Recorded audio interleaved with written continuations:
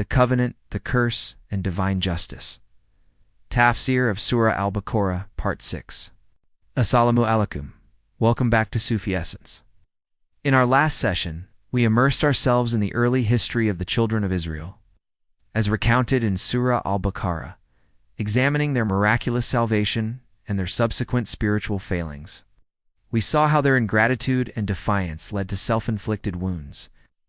Today, we will continue this profound narrative, exploring more of the key moments that serve as a spiritual mirror for all of humanity. The verses we will analyze today speak to the immense power of divine provision, the spiritual sickness of ingratitude, and a timeless inclusive message of divine justice that has resonated through centuries. The Quran continues to recount Allah's blessings upon the children of Israel during their wandering in the desert. Wa itaz, istask, masbe lekami, fokolnbi ikrib by, akuka. Al-Kajara, Fanfajara, Minhu, Ithnet, Ashrata, Anan, Kad, Alima, Kulu, Unsin, Masharaba, Umka, Wa, Ishrab. Min riski al-hi wa elta, Tha, F, Allard, Mufsidon. And remember when Moses prayed for water for his people. So he said, "Strike with your staff the rock," and there gushed forth from it 12 springs, one for each group of people. He said, "Eat and drink from the provision of Allah, and do not commit abuse on the earth, spreading corruption." This is a beautiful and magnificent miracle, the striking of a barren rock by the staff of Moses, peace be upon him. And the subsequent gushing of 12 springs of fresh water is an undeniable sign of Allah's power and a direct answer to supplication. This miracle was a physical manifestation of divine provision and organization, as each tribe knew its own spring. This event, however, is a deeper lesson on the power of reliance upon Allah. When faced with a seemingly impossible problem, a lack of water in a desert, the spiritual solution is not despair, but sincere prayer, followed by action based on divine command. The miracle teaches us that Allah can provide from the most unlikely of places. Yet, despite this continuous stream of miracles and blessings, their ingratitude led to a spiritual regression. Wa idh. Kultum wib. Maz blon. Nagbira alb. Yamim wadin fidi yulan. Rabaka ukrij. Lan mim tunbi chu. Alarku. Minbakla yawa. Kithbi wa. Fiamib wa. Adahid wa bagalib. Kuala ato stabdilna. Aladkuwa. Adin. Ada. Bialadkuwa. Kairan ibik. Migran fina lakum. Md sultum. Wa urabat. Alahemu. Aldilatu. Wa al maskanatu wabo. Bigagaban mina alhi danlika bayana hum kenyor. Yakferna. Bigadi alhi wayak. Dalena bigayuri. Algahi danlika. Bayam gayur. Alkaki danlika. Bayamdia. Kawa kenyor. Yetadorn. And remember when you said, "O Moses, we can never endure one kind of food, so supplicate for us to your Lord to bring forth for us from the earth its vegetables, its cucumbers, its garlic, its lentils, and its onions." Moses said, "Would you exchange what is better for what is less? Go down to a city, and indeed you will have what you have asked." And they were struck with humiliation and poverty, and they returned with anger from Allah. That was because they used to disbelieve in the signs of Allah and kill the prophets without right. That was because they disobeyed and were habitually transgressing. This verse contains a profound spiritual diagnosis. The children of Israel grew tired of the miraculous manna and quails, the pure, divine provision. They yearned for the mundane, for the vegetables of Egypt, a symbol of their former state of subjugation. The prophet Moses, peace be upon him, responds with a powerful question. Atostabdilna, Aladakua, Adin Bailat, Uwa Kairan, would you exchange what is better for what is less? This is a timeless spiritual question. How often do we, too, turn away from the pure, divine blessings and seek the lesser, more worldly things? The consequences were severe and spiritual. They were struck with humiliation and poverty and incurred the wrath of Allah. This was not a random punishment, but a direct result of a deeper spiritual disease. The rejection of Allah's signs and the killing of prophets, peace be upon him or them. The punishment of humiliation and poverty is the external manifestation of their internal spiritual state.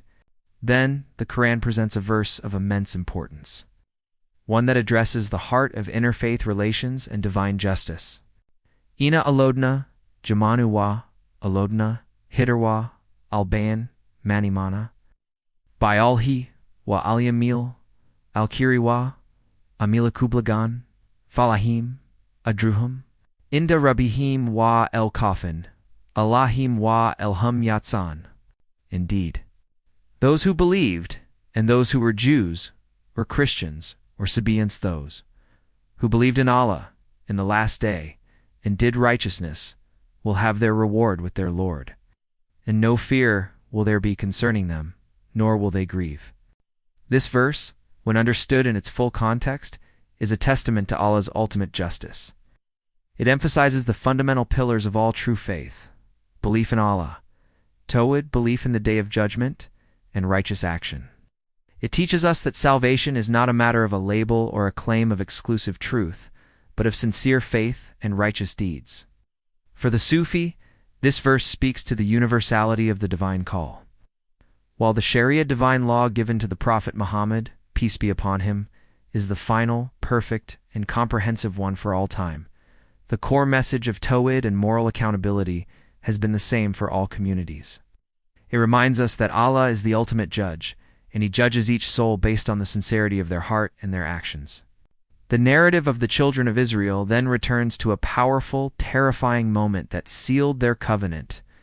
Wa idh akadan mekakam, wa rafa enfakukumu, alkura kuder md, tainakam baikwatin, wa udkur md, fowi lalakam tatakan, dumatawaladam min badi danlika fala, el faklu alhi, alakam wa, ragmotuhu, lakunto mina, alkonto mina, alakonto, aladna, tato minkam f alta, vokolmbe, lahom kinyer, kiradaton, kizian kaizian, faya, almaid, nakolam bena, yadaya wa, md kalfan, wa moa, iatan lil motakun. And remember when we took your covenant and raised over you the mount, saying, take what we have given you with determination, and remember what is in it, that you might fear Allah. Then you turned away after that. And if not for the favor of Allah upon you and His mercy, you would have been among the losers. And you had already known about those who transgressed among you concerning the Sabbath. We said to them, be apes, despised. And we made it a deterrent punishment for those who were present, and those who succeeded them, and a lesson for the righteous. This is a chilling and powerful set of verses. The raising of the mount over their heads was a moment of supreme awe and terror, a physical manifestation of the gravity of the covenant they were taking. The command was simple: take the divine law with firmness and remember it, yet they turned away. The ultimate consequence of this defiant turning away is presented through the story of their violation of the Sabbath.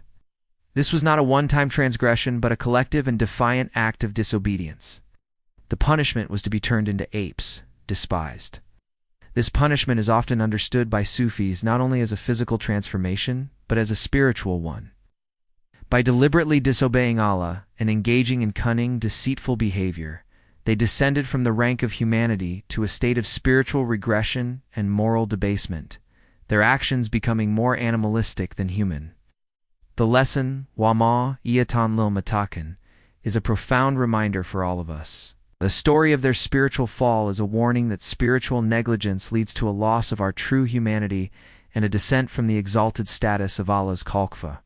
My dear viewers, these verses are a testament to the fact that while Allah's mercy and provision are boundless, they do not negate the consequences of ingratitude and defiance. They also contain a timeless message of inclusivity, reminding us that true faith is measured by our sincere belief in Allah and the last day and our righteous actions. We are all on a spiritual journey, and the stories of the past are lessons for our present. May we learn from these accounts and strive to be among the grateful and the obedient. Join me in our next session as we continue our exploration of this magnificent surah. Until then, may Allah bless you with ilman yakin.